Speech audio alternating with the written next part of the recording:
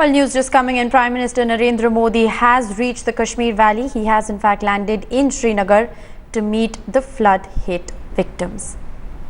My colleague Shuja Ulhaq is joining me on the phone line for more. Shuja, latest coming in, the Prime Minister Narendra Modi has in fact just landed. Take us through his itinerary for the rest of the day.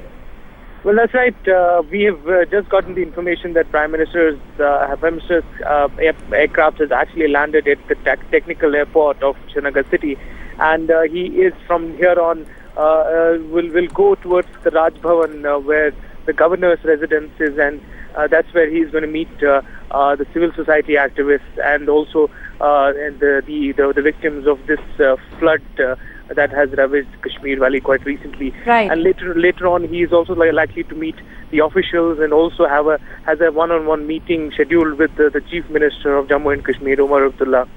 And his trip is likely to be concluded by 5:30.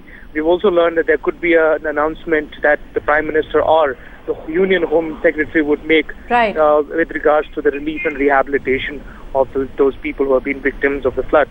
Absolutely. The valley is in fact in anticipation of an announcement being made by Prime Minister Narendra Modi. Shuja, if you could also just take us through, what are the kind of special security arrangements that have been made in Srinagar at this point in time, given that it is the festival of Diwali, and also given that, there have been repeated ceasefire violations in the state of Jammu and Kashmir as we speak?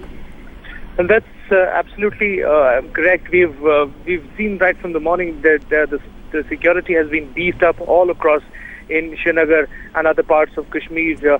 More paramilitary forces have been deployed in various streets. We have also been told by sources that certain areas where the floods have completely destroyed the places have also been sanitized in the anticipation that Prime Minister might want to visit those areas, but there is no confirmation on that.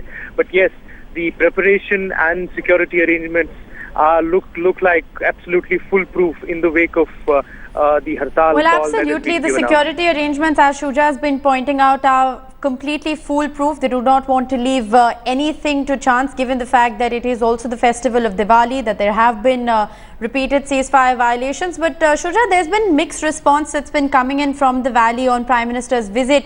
A large part of the valley believes that this is in fact political posturing, given the fact that the state of Jammu and Kashmir will be heading towards assembly elections. Well, yes, there are many people who have been coming out with responses not very favorable towards the Prime Minister when it comes to this visit. There have been critics who have been saying that the entire timing of this visit is questionable, while there is separatist camp which has completely, discarded the visit and have called for a ban. But at the same time, the bigger picture is to look at those people who have been the sufferers and whose livelihood, houses have been damaged. Right. They have all hopes towards the government of India in terms of what kind of relief and rehabilitation package that would be announced. And if it comes through the Prime Minister, and that too on an occasion like Diwali, probably that's something that all eyes would be on. Absolutely, all eyes on Prime Minister Narendra Modi. It remains to be seen what kind of special announcement or package he has in mind for flood-affected Jammu and Kashmir. But Shujab, a large part of the Prime Minister's itinerary has in fact been kept confidential in the light of security concerns. But we are given to understand that he is also going to be meeting, apart from party workers and the Chief Minister, he's also likely to be meeting a lot of civil society groups, relief organizations, and flood survivors themselves. Well, that's absolutely right. We've learned that the schedule has been divided in meetings, which include meetings with the civil society groups, activists, business delegations, apart from the officials of the state government and the other political parties and the Chief Minister. Your initial point was bang on when you said that most of the part has been kept secret. Absolutely. We have reports that he might want to visit certain relief camps or the areas which have been badly hit. Well, absolutely. But the details of that have not been made public. Right. Details of a large part of the Prime Minister's itinerary not been made public for security reasons. Thanks, Shuja, for joining us with that update. Shuja Ulhaq is going to continue to track developments on Prime Minister Narendra Modi's visit to Srinagar. And we, of course, will be bringing you the latest first here on Headlines Today.